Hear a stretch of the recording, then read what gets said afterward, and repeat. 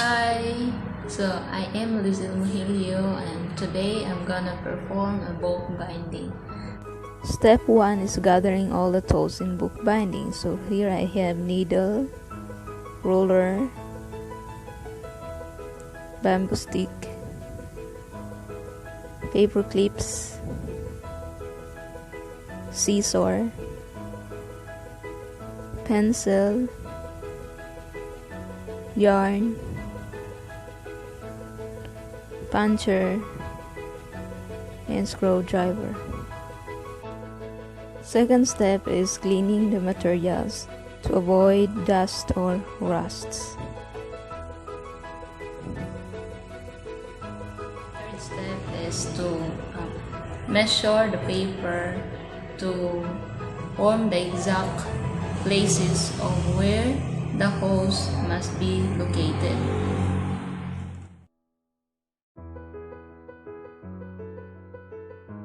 So in step 4, it is in arranging the papers for binding and clip it and make holes on it in step 5. So making holes, be careful on it that you are going to make a holes in the marks that you have made. So as you can see here in my case, I already have all the holes clean and tidy. So this is another batch of paper that I have to put a hole. So I'm gonna punch it here where the marks is located. Must be careful enough. So after making holes, as you can see, the holes are already there. So arrange the papers again according to each arrangement and then clip together every side of the paper except the side where the holes are located, so that the papers will not move side by side. For the cover of my notebook bindings, because I don't have anything else here like cardboard, I only used this old folder. So I measure the papers side by side, and then according to each measurement I put marks on the folder which I will be using as a cover board. What I do is measure the side of the paper according to its sizes and also measure the board so that the paper will fit to the board. After measuring your board, you can put the lines on it and then cut the edge of the folder according to the line that you have been made. So, and then punch on it, make a holes from it. To make it easier for you to make holes in your cover board, you can just quickly get one paper and place it together with the board and clip it so that you can directly make holes according to the holes that is in your papers. To make it easier for you to make holes into the other board, you can just quickly do what you've done into the first board. So after making holes on that second board, you are now ready for the last step. So stitch the ready materials. So this is the ready materials now. The complete holes in this side here, and this is my yarn, and this is the needle that I will be going to use in stitching the material.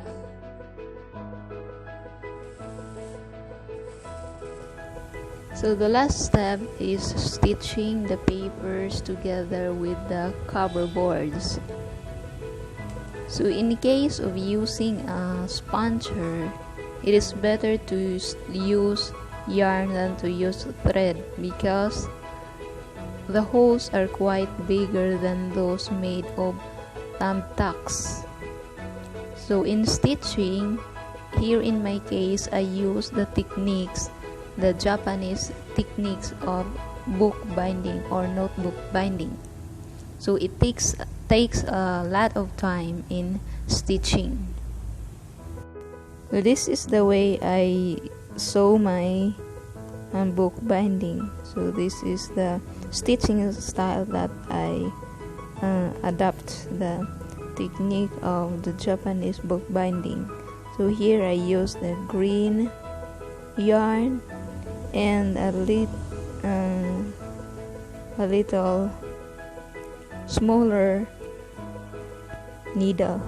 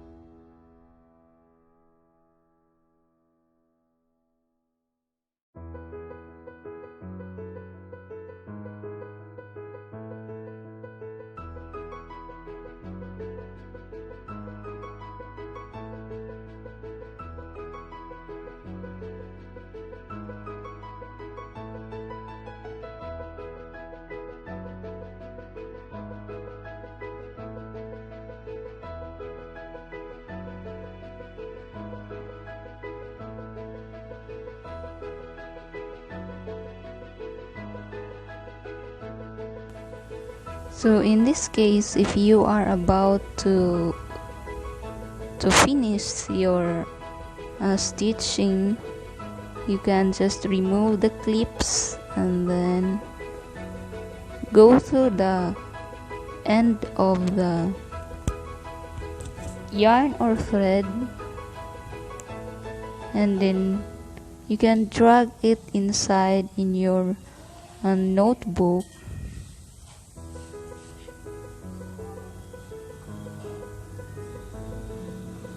The same as on the other end, you can also get the other end and then one last round, stitch it around again And then for the last time, push it to the inner part of your notebook, which where the first end of the yarn or thread is located. Drag it inside again, and after dragging it, be careful and tie a knot on it. Tying a knot in book binding isn't easy, especially if the leaves of the book is close into each other. So be careful on tying a knot. So after tying a knot it in 2 times, you can cut the remaining thread, and then you'll already have the product of your book binding or the notebook. So here is my finished product of my book binding.